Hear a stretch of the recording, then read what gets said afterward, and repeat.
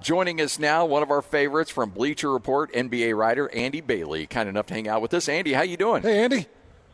I am doing pretty well. How are you guys? We're good. The Jazz are just good enough to stay reasonably competitive. You're seeing flashes from the Jazz. What are your early indications from this Will Hardy team? I kind of mirror everything that you just said. I think it's kind of fascinating that in all but maybe one of the seasons since the Mitchell and Gobert trades, Utah has been a little bit better than maybe they're supposed to be. And I didn't really anticipate it with this team. I thought that this was going to be one of the years that they could just stay near the very bottom or the top, however you want to see it, of the tank race throughout the season. And they've just been better than that. I think it's a testament to Lauri Markkanen. It's a testament to Will Hardy. I think the development of Keontae George is kind of an underrated national storyline. There's a lot of good things happening with this team right now, depending on how you feel about tanking, I guess. Well, Andy, help us square this away, because you mentioned Lauri Markkanen, and he's averaging just over 30 points a game. He's put up multiple 40-point performances. He got a 51-point performance through this season. He has been nothing short of tremendous. What do the Utah Jazz do with Lauri Markkanen? Do they build? Do they trade? What would you do, and what do you see the Utah Jazz doing with him? And he's currently in the All-Star. He's currently would be an All-Star out of the West, would he not? I think he would have to be.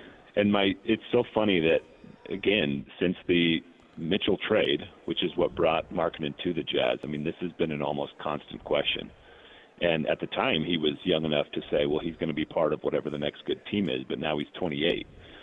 And so maybe there's a little bit more of an appetite to move him now, because so much of the rest of the team is in their early 20s, and it may be a couple years before they're truly contenders.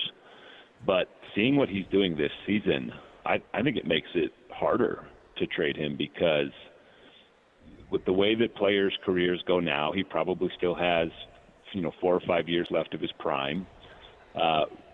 Obviously, pushing for lottery odds hasn't gotten them a talent as good as Lauri Markkanen to this point, and so there's no guarantee if you trade him that you will find that guy. He is a phenomenal and really unique kind of a player. I think if you want to be a contender and have Markkanen on your team, you need a really good high-volume playmaker, and I'm not sure Utah has that yet.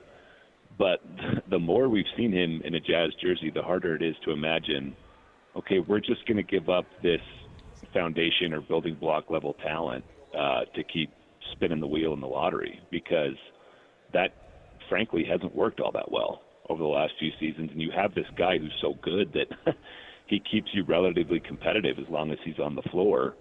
At each passing season, I think more and more, maybe he does have to be a part of the next good Jazz team. Is Ace Bailey what you anticipated he would be at this point in the early part of his first season, or is he ahead of schedule? I would say maybe slightly ahead of schedule, not blowing me away. I had some concerns about him throughout his freshman season at Rutgers that I don't feel like were talked about quite as much elsewhere. I mean, he had kind of low numbers in the what I call the ancillary categories. Everybody loves points, but he didn't have huge rebounding or assist or steal or block numbers, if I remember right, when he was at Rutgers. And so that was a bit of a concern to me, and I think that's maybe carried over a bit to his time with the Jazz so far, short as it is. But he's a teenager. He has had a couple of impressive games here in the regular season. He had some impressive preseason performances too. And I actually think there are some, aspects of his game that look better in the NBA than they did in college. He was in kind of a weird system in Rutgers. I think they let him maybe do a little bit too much with the ball. I think he streamlined his game a little bit with the Jazz. I think he's been more efficient with his touches, less dribbling, less holding the ball. Maybe he's picking some of that up from Markkanen just by watching him. I'm sure he's getting some coaching to that effect too. So I actually do think that he's a little bit better than I expected him to be at this point. Like 8 points a game isn't going to blow anybody's socks off, and he still has some work to do in some of those other categories. But I would say, yeah, he's slightly ahead of the schedule that I would have had for him. So, Andy, last year OKC dominates the league with 68 regular season wins. They've started out on another hot streak, kind of picking up where they've left off, sitting at 14-1, just leading the West, and really dominated the regular season through the West last season. Is it just business as usual for OKC, or are they the given favorite out of the West, or do you feel like somebody could be a contender right now? I think they're the overwhelming favorite, and I was just thinking about them in relation to the Nuggets this morning. It's just maybe a team that could challenge them. But I think what really sets OKC apart, and this was true all last season too, and for most of the playoffs, they really don't have down nights in terms of the energy that they bring. And what made me think of that is the Nuggets just lost to the Bulls last night. The Bulls the night before lost to the Jazz in double overtime. So Chicago was on the second night of a back-to-back. It's historically one of the tougher back-to-backs in the NBA to go from Utah to Denver. They were in double overtime. So it was essentially a schedule loss for Chicago. Almost every team in the NBA loses that game. But Denver just showed up and kind of mailed it in on the defensive end, and they paid for it. They lost. And a lot of teams do that. They have nights where they just aren't clicking on either end of the floor. When it's an effort thing, it's usually on the defensive end that you're not clicking. And that just doesn't happen with OKC. I'm sure if I talked to a diehard Thunder fan who's watched every game for the last 2 years, he could probably point out a couple times when they didn't look quite as engaged as they always do. But I haven't really seen that game. And I've watched plenty of them over the last couple of years. They always, always, always bring tons of effort. And when you add that, I think they may be the hardest playing team in the league. Add that to the level of talent that they have, then that's why we saw a team break the point differential record last year, and they're 14-1 this year, and they just won the championship despite being one of the youngest teams in the league. Like in all my years covering the NBA, I'm not sure I've ever seen. Well, I know I haven't seen anything quite like this because, like I said, they're breaking records. So definitionally, we haven't seen this. It really is crazy. I mean, I think they can be beat in the playoffs. Again, Denver is a team that I think could maybe get them. I think Houston is really interesting right now. But if you had to make a prediction, I think you'd be crazy to go with anybody but them, but the Thunder.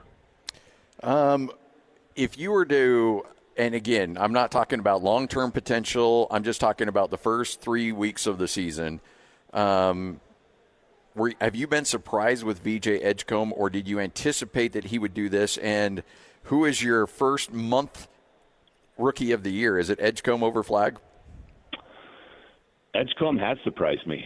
I was relatively high on him, but I had similar concerns with him that I had with Ace Bailey. I don't think I mentioned this when we were talking about Bailey, but his scoring efficiency didn't really leap off the screen at Rutgers, and that was, I think, the same thing with Edgecombe. So I thought he might struggle with that a little bit in the NBA, and he's been better than I expected.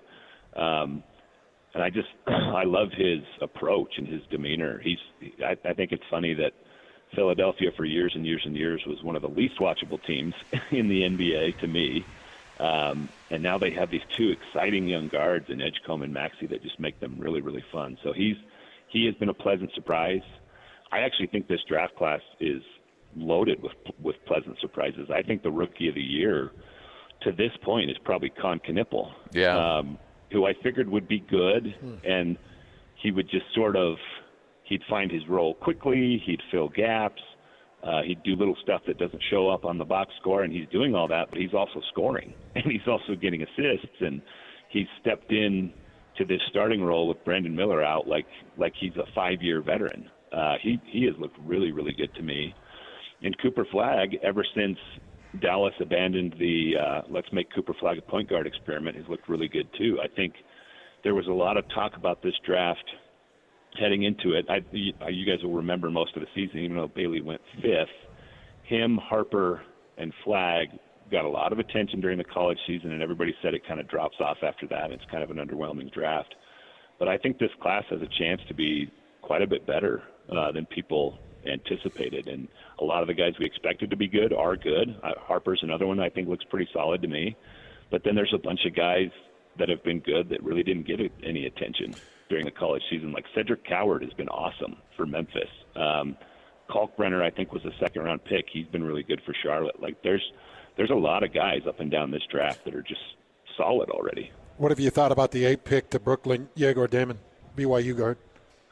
I liked him at BYU. He's a guy, I guess, if I had to say whether they're above or below expectations so far this season, he's maybe a little below for me, but I'm certainly not ready to abandon ship because I liked him a lot at BYU. I've always been a sucker for guys who are both tall and can create, and I think he has that. I think he has developed a little bit over the course of this really, really short, NBA career that he's had. One thing that blew my mind was, I don't remember how many games it was, but it was 3 or 4 games into the season, and he hadn't even attempted a two-pointer. Literally every shot he took was a 3, and I think it became a mini story, and he realized that, and he's gotten inside the three-point line a little bit. So he's shown improvement in certain areas, but he's a guy even when he was at BYU, I really liked his feel for the game. I liked the combination of size and playmaking, and I think he's going to be fine. He's also in just a really tough situation.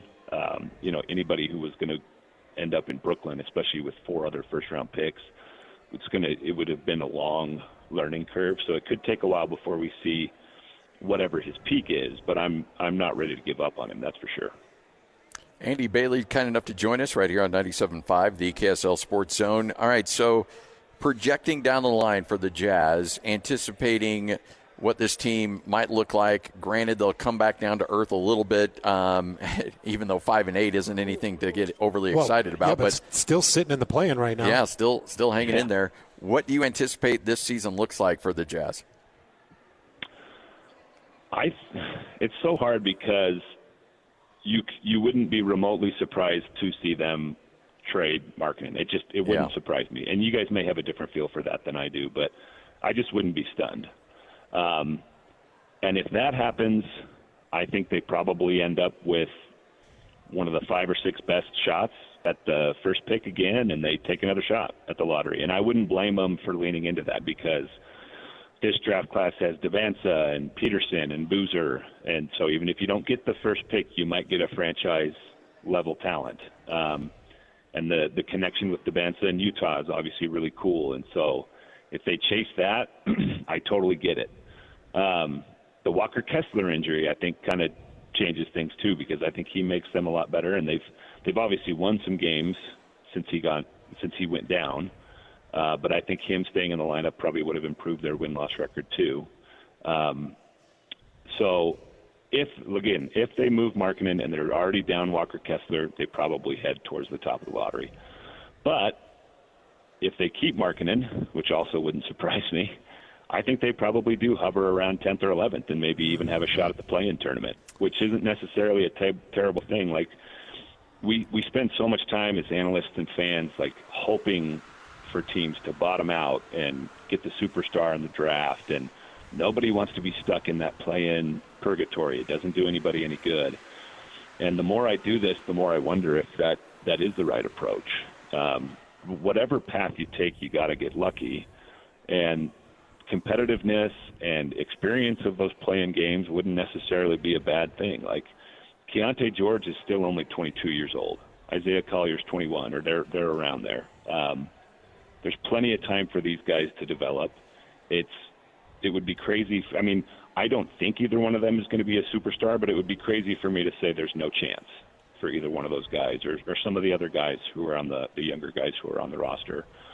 So I would also this is a very wishy-washy answer. I wouldn't be surprised to see them stay on this pace that they're on right now and stay around the play-in. And part of it, too, is the bottom of each conference has some really bad teams. At this point, it seems like it might be hard for Utah to catch New Orleans if they really want to chase lottery odds. It'd be hard for them to catch those cellar-dwelling teams in the East.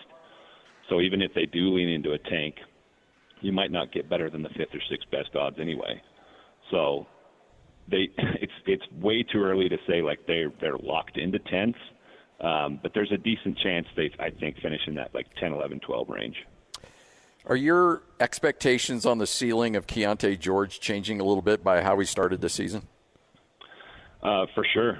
He was a guy, as a rookie, when I saw him in Summer League, I thought he's better than I thought he would be, and that sort of changes the trajectory of Utah a little bit. And then he had sort of a, I guess, underwhelming first and second seasons in the NBA, but he's just been, again, I think that's one of the most underrated stories in the league right now, is just how good he's been. And he's got very inefficient scoring numbers right now, which is, I guess, a problem. I don't think it's that big of a problem when you're 22 years old. The fact that he's averaging 22 and 7, I think, is super impressive. He's hit some big shots. He's not afraid to take threes, even though they aren't falling right now. And I like the way that he shoots, which I think is pretty important for a young guy. His form looks good to me.